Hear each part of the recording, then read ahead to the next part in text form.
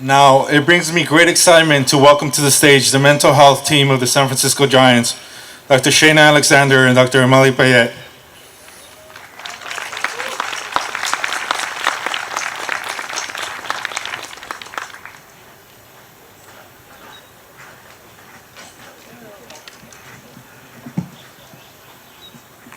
Hello everyone, I'm Dr. Shana Alexander.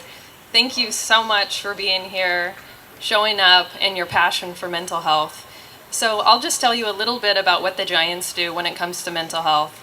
I'm a clinical sports psychologist, and what that means is I work with our players and staff around mental health issues both on and off the field. So I help them with anything they're struggling with off the field, and then I also help them with any sort of performance enhancement on the field as well. And the Giants are really working hard to, are you guys getting a feedback there?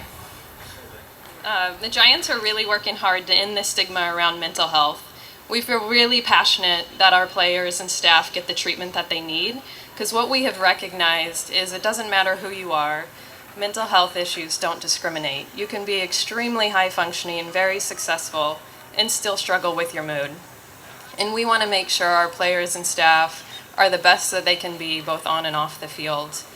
And so we have two psychologists within the organization, Dr. Payette and I, and we're integrated with the team. So I'm in San Francisco and Sacramento a lot, and Dr. Payette, she travels to our minor league affiliates and helps them with any sort of mental health concerns and does presentations as well.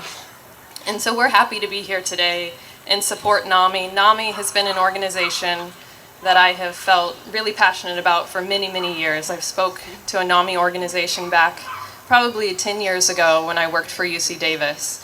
And you guys do great work, and we're proud to be here and honored that you asked us to come and speak.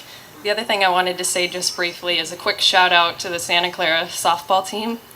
Thank you for being here today and supporting this. I'll hand it over to Dr. Emily Payet. Good morning.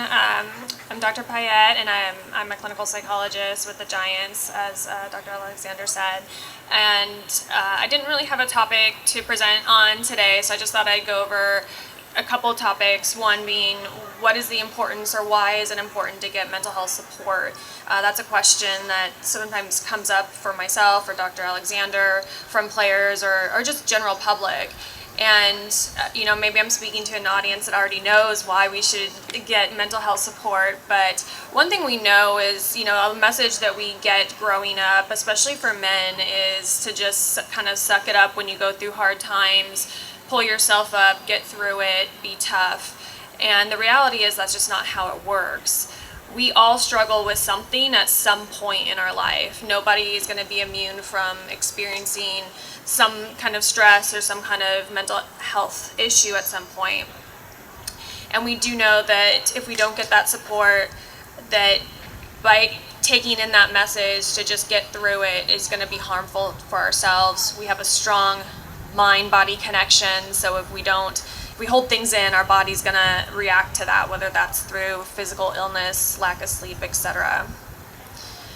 And the other important point that we talk about together is that oftentimes people wait until they're going through something really tough to get the help that they need, which is great that anyone's getting help at any point in their life, but oftentimes that can lead to getting help just to help with that one issue or in a crisis situation. But we know that if you get mental health support at times where maybe you're actually doing okay and you're feeling okay, that's when we have the opportunity to learn coping strategies, problem-solving strategies, when we're in a good space, that then when something comes up that's a major stressor, we're more equipped to deal with it at that point. And it's just always nice to be able to have someone that's not a family member, not a friend, not biased, that can give us the guidance and support that we need in a very objective way. Some quick tips around mental health, some things that we can all try to remember. Is that feedback?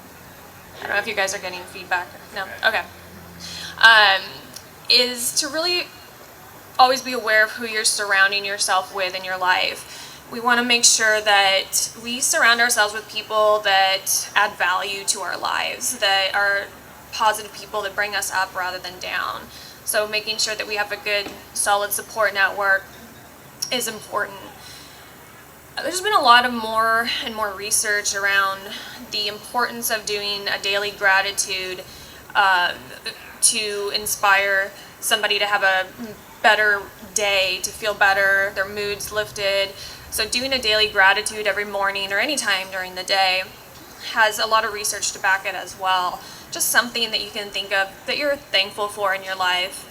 It could just be the ability to walk, because not everybody can. And that goes along with meditation and mindfulness. Myself and Dr. Alexander, we do meditation mindfulness groups with the San Francisco Giants players, and they're very open and receptive to it because they do experience the benefits of it, not only in the moment, but also how it starts to translate to their ability to keep calm and focused in moments of very intense pressure and stress. And so if anyone can start to incorporate a mindfulness meditation, even 5 minutes a day, that can have a great impact. Sleep is also important, a good sleep hygiene routine, and just being kind to yourself. Remember that it's easy to focus on what we can't do right or what's wrong with us. But one way I try to think about it is asking yourself, whether it's a gratitude, and you ask yourself randomly in the day, what's going right now? What's going right now? And you're always able to find something, because if you're alive and breathing, something's going right. And to always try to think about, rather than minimizing or avoiding what our weaknesses are, to really build up what are our strengths. What are our strengths? What is my strength, and how can I build that up? Rather than what am I bad at and how can I avoid that and minimize that. So these are just little things that, maybe you can start to implement 1 or 2 of those, and Dr. Alexander is going to add a couple more tips to that as well. Thank you.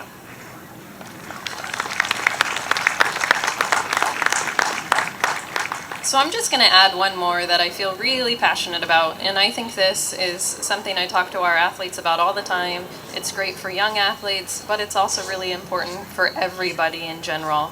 It's about our self-talk. What we tell ourselves really makes a difference. So we all have some self-talk, and it usually starts from a young age. Unfortunately, oftentimes that self-talk can be pretty negative, and it beats us up and brings us down. And so we really want to focus on that self-talk. What we're telling ourselves needs to be positive. Be kind to yourself. Think about it this way. Oftentimes when you tell yourself those negative things, you wouldn't tell anybody else in the world that sort of stuff. So why would you do that to yourself? So really pay attention on a daily basis. What you say to yourself, it matters. The more you hear it, the more you believe it, the more you're going to act on it. And that's even your self-talk. So every single day, my challenge to you is to point out 3 things that you've done well, 3 things that you like about yourself. It's that simple. So I often call it a daily success journal, but you can even just before bed think about, what do I like about me? What went well today? Something along those lines. Self-talk. Take it seriously. Thank you, guys.